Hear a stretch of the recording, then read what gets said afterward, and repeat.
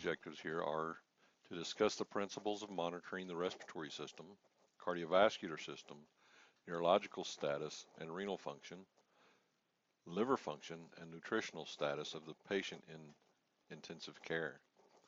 Discuss the risks and benefits of intensive care unit monitoring techniques. Discuss why the caregiver is the most important monitor in the ICU. Describe how to evaluate measures of patient oxygenation in ICU. Define why PaCO2 is the single best index for ventilation for critically ill patients. Describe the approach to evaluate changes in respiratory rate, tidal volume, minute ventilation, PaCO2, and end-tidal CO2 values for monitoring purposes. Discuss monitoring techniques used in the ICU to evaluate lung and chest wall mechanics and work of breathing. Discuss the importance of monitoring peak and plateau pressures in patients receiving mechanical ventilatory support. Introduce monitoring techniques that have become available recently, such as stress, strain, FRC, stress index, electrical impedance tomography, and acoustic respiratory monitoring. Describe the approach used to interpret the results of ventilator graphic monitoring. Describe the cardiovascular monitoring techniques used in the care of the critically ill patient and how to interpret the results of hemodynamic monitoring. Discuss the importance of neurological status monitoring in the ICU and the variables that should be monitored. Discuss evaluation of renal function, liver function, and nutritional status in intensive care. Describe and discuss the use of composite and global scores to measure patient status in ICU, such as the Murray Lung Score and the Apache Severity of Illness scoring system. Discuss monitoring and troubleshooting of the patient ventilator system in ICU. This is figure 46-1 on 1161 in your textbook. Balancing the value and risks of monitoring. A test or monitoring technique provides valuable data, but acquisition of the information may carry some risks. Generally, more invasive techniques have an increasing risk of complications. At the same time, the value of the data should be greater. The best monitoring test would be non-invasive, have little risks, and provide valuable data. In contrast, the poor test would be invasive with high risk and low value. Monitoring values. All data must be evaluated in context of overall clinical presentation. You have to be able to depend on your instruments. They will need to be recalibrated occasionally. You may run across some artifacts. In other words, that's external influence on the readings. Factitious events, true but temporary, for example, the cough. Treat the patient, not the values. All values monitored must be considered in relation to what pathology has altered them and how best to treat the pathology. Respiratory monitoring, looking at gas exchange using the arterial blood gas. And of course, this is an invasive procedure, but you get the results of the pH, the PaCO2, the PaO2, the calculated bicarb, estimated base excess, and the saturation. So we're looking here at oxygenation, which is identified by the PaO2, and ventilation, which is identified by the PaCO2.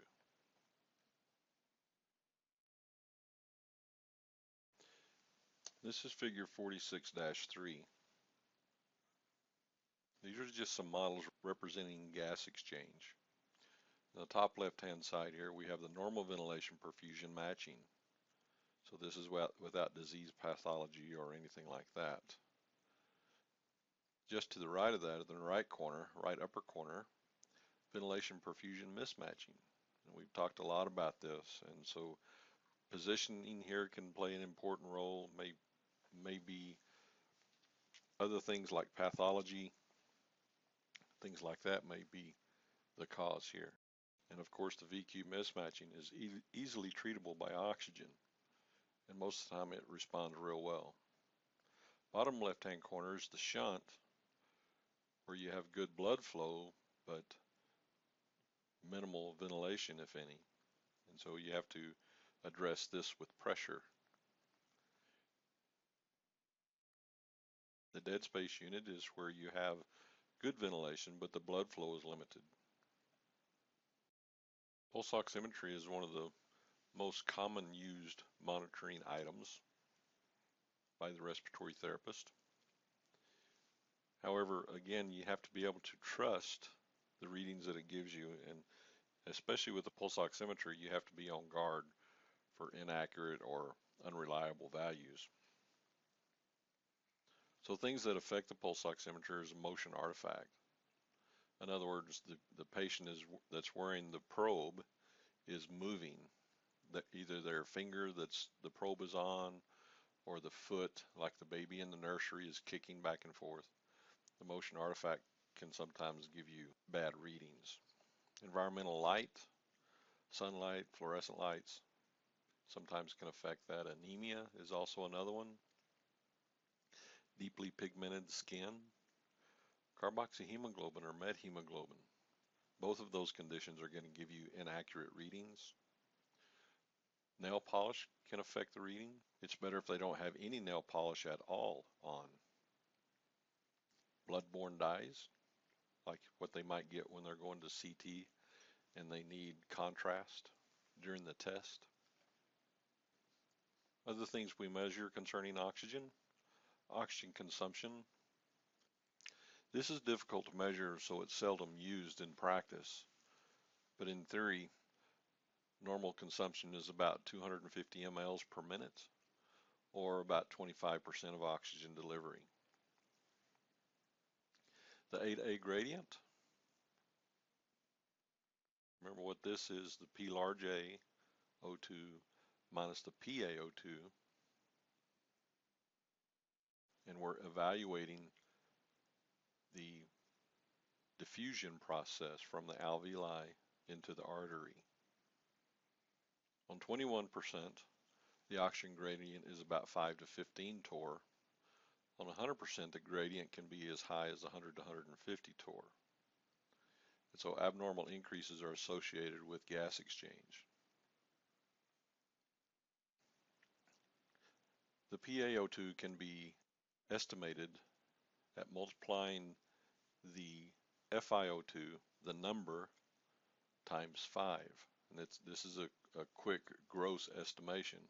For example, if you have 50% FiO2, you take the 50 and multiply it times 5, and you would expect the PaO2 to be 250.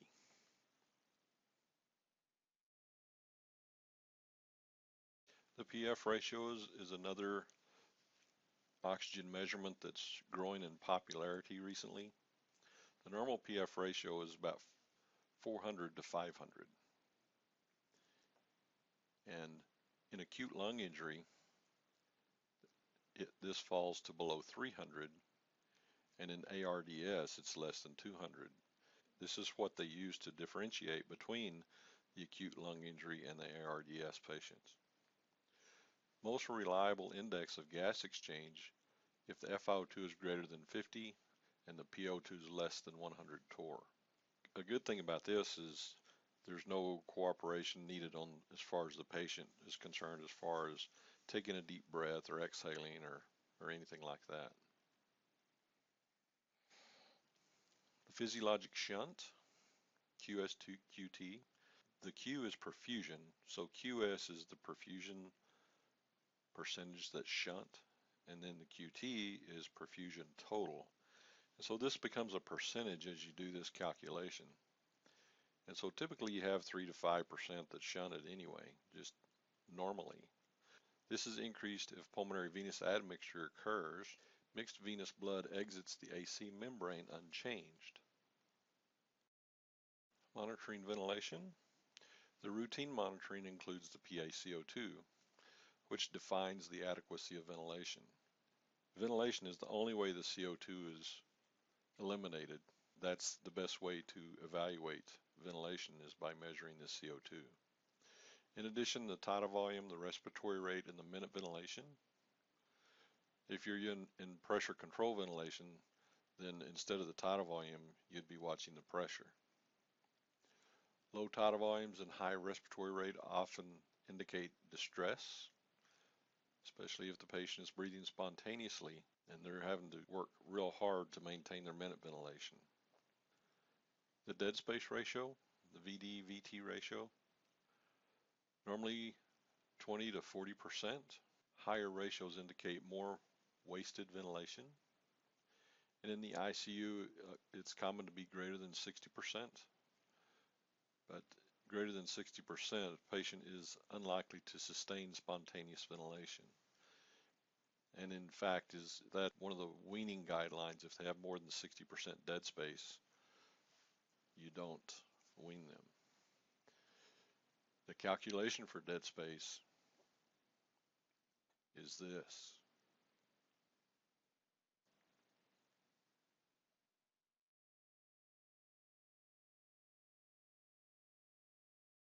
Other things that we're evaluating for ventilation is inspired versus expired tidal volume. The normal inspired tidal volume and expired tidal volume should be nearly equal. If the ventilator gives them 500 mLs, the patient should exhale 500 mLs. Now that won't always be exact, but it should be pretty close. If that's not the case, you got an air leak somewhere. And so what that results is you have a higher inspiratory volume than the expiratory volume, and you need to go in search of a leak. Whether that's in the circuitry, it's in the cuff, it's in the ventilator, maybe just the suction catheter lavage port left open. But you need to go in search of a leak.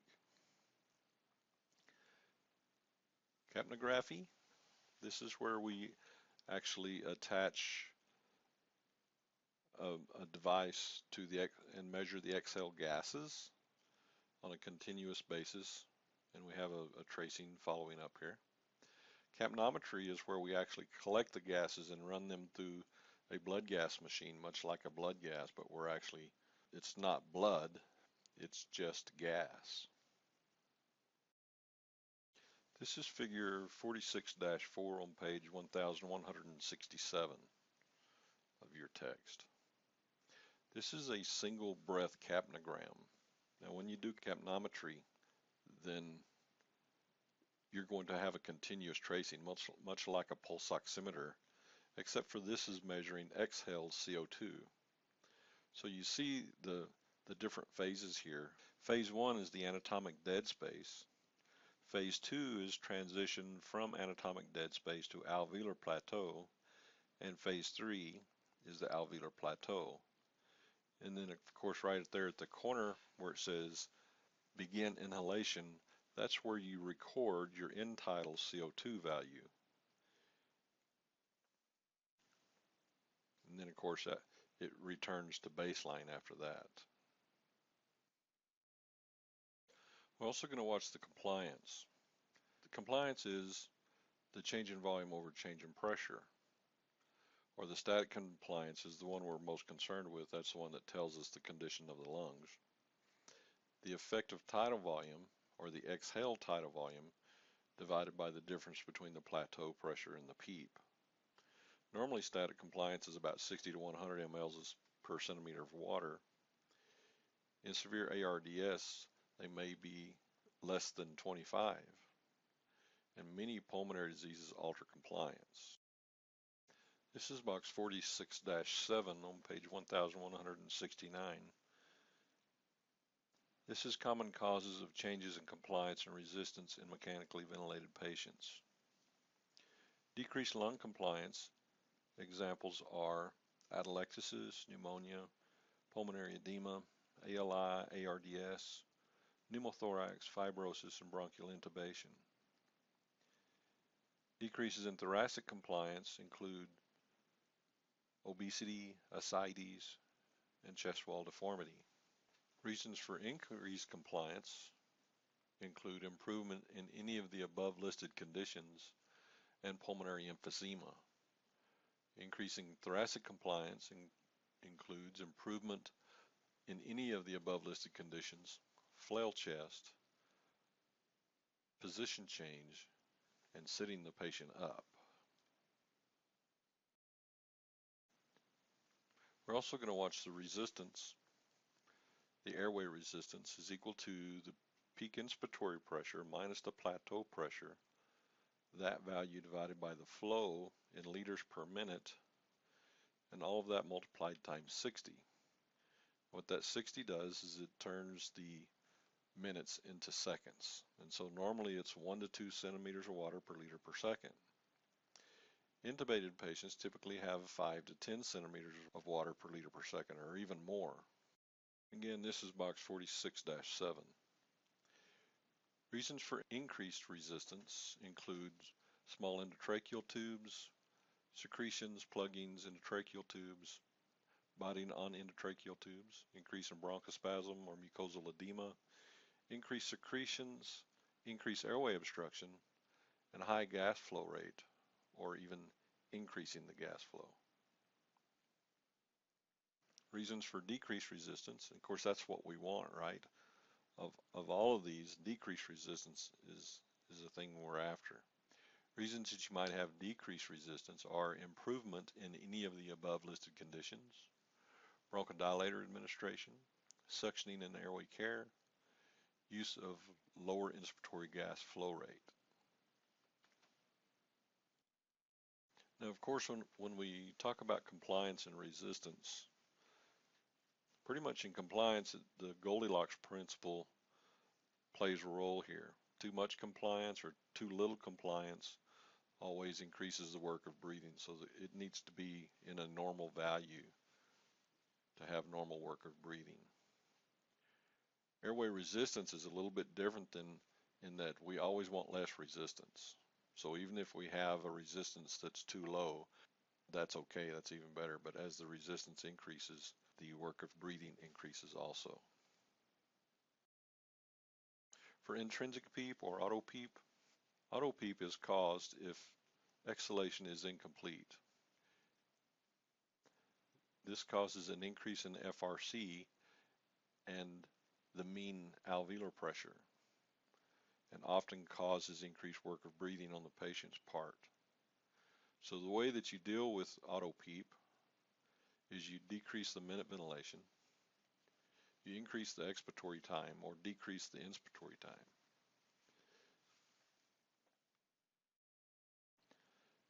And the way that you identify the Auto-PEEP is most of the newer generation ventilators have a test that you can run that will actually measure the intrinsic PEEP.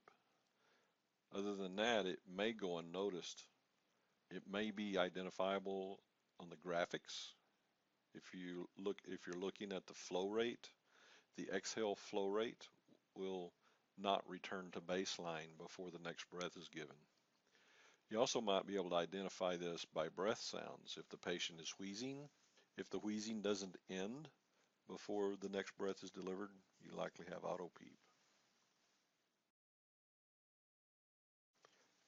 The Auto-PEEP causes increased work of breathing because the patient has to pull the pressure down through the amount of the Auto-PEEP below the baseline.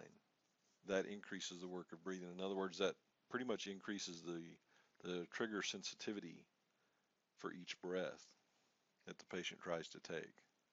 By adding extrinsic PEEP, in other words, if we increase the PEEP that is set on the ventilator, this may overcome that trigger sensitivity issue and facilitate lung emptying. So you can slowly increase in 1 to 2 centimeter water increments, either until the patient can trigger the ventilator or the Auto-PEEP increases. Now, in addition, you might also just change to a flow trigger, and that might resolve some of the work of breathing in triggering the breath anyway. So measuring the Auto-PEEP, the presence is noted by the expiratory flow at end expiration. And again, you might see this on the graphics portion. This is measured by end expiratory hold, which is the most common method. This allows alveolar pressure to equalize with ventilator pressure. And so if you have a pressure that's above baseline, then you have Auto-PEEP. You may also measure it by an esophageal balloon. This is a balloon that's inserted into the esophagus and it actually measures pleural pressures. Increase PEEP until the end expiratory flow is 0. And then the PEEP applied estimates the Auto-PEEP, and so there's no triggering issues there, and it doesn't increase the work of breathing.